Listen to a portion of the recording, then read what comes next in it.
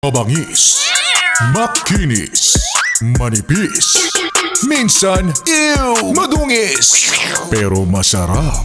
Mwah! Ikis. Sexy time na. Sexy Mega! Ganon dapat ka-sweet kasing sweet ng kanta na yan. Ay! Patingin nga ako ng itsura ng yes friend ko na wala na ngang pera, wala pang love life. Kulang pa sa lambing, kulang pa sa tulog. Ang dami namang kulang sa buhay mo. Ano ba yan? Siguro karma mo yan. Tsaka, biglang karma. Diba? Minsan kasi kapag sobrang hirap na ng ng mga pinagdadaanan natin, dyan tayo dapat nagsi-self-evaluate. Self-evaluate? Doon ka ngayon dapat napapaisip, ano to? Ito ba ay dahil din sa akin? Diba? Minsan kapag sobra-sobra na yung pinagdadaanan natin, doon na tayo mag-isip-isip na normal lang ba to na may pinagdadaanan tayong mga problema? O ano ba to? Karma ko na ba to, Lord? Ganon! Eh? Baka kasi kaya ganyan, kaya ang daming pagdurusa. Ang daming hirap ang pinagdadaanan. Kasi sabi ng langit, deserve mo yan. Deserve mo yan. Ikaw kasi eh. Yan. O, mag-isip-isip, magnilay-nilay, ha? Baka ikaw rin ang may kasalanan kung bakit ganyan ang mga pinagdadaanan mo, mga choices mo kasi sa buhay, hindi mo pinag-iisipan. Oh! Tama ako. Naniwala ka sa akin.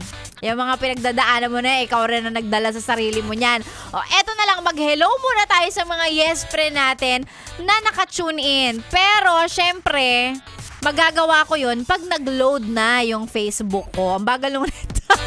Ang bagal lang nito. Eto na, mag-hello tayo sa mga nagpapa-shoutout. Araw-araw kasi silang nakikinig. O, eto, sabi niya, pa-shoutout po sa aking pahinante habang nasa biyahe kami. The best po talaga yung mga tugtugan nyo. Of course! Alam nyo na yan. Wala naman kaming ibang gustong ma-feel ninyo pagka gantong oras, kundi yung para makapag-relax lang kayo. Ganon kami dito. Ano ba? O, eto sabi niya, shoutout po sa Top Line Water Station, Quezon City, dyan sa May Cubao. Sabi ni Marvs Kaliniao. Maraming salamat, Marvs. Kay Ricardo Francisco, kitang-kita ko ang kanyang radyo. May picture ni Coco Martin. May picture eh. Ayan o, si Coco Martin yung endorser. Sabi niya, Sexy Megan, ikaw ang vitamins ko sa umaga. Hoy, wag kayong ganyan, maniningil na ako. Tsareng, sabi niya, umaga pa lang pagkagising. Ayan, naka Yes FM na daw agad sila. Sabi niya, pa-shoutout naman po Ricardo Francisco at pati yung kanyang asawa na nagluluto. God bless. Maraming salamat, Ricardo.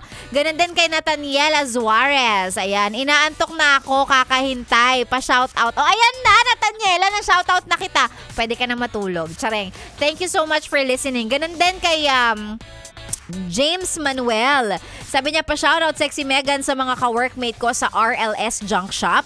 Always naka-tune in sa atin. Maraming salamat James Manuel. Ingat sa biyahe. Ganun din kay Ray Kaluban.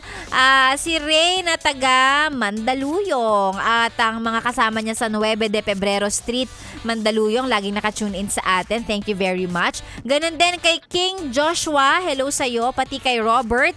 Maraming salamat. Fe Castel. Ayan. Thank you very much sa araw-araw na pakikinig, pati sa Leah and Leon's Tailoring, sa Castel Garments. Marami pong salamat sa araw-araw na pakikinig. Sexy Megan po ang iyong kasama hanggang mamaya pantanghali. Sa mga gusto magpa-shoutout, isend sa ating Facebook page, DJ Megan Yes FM. Ako po ang iyong kasama dito lang sa stasyong masarap pakinggan habang nagre-relax ka dyan. 101.1 Yes FM. Solid!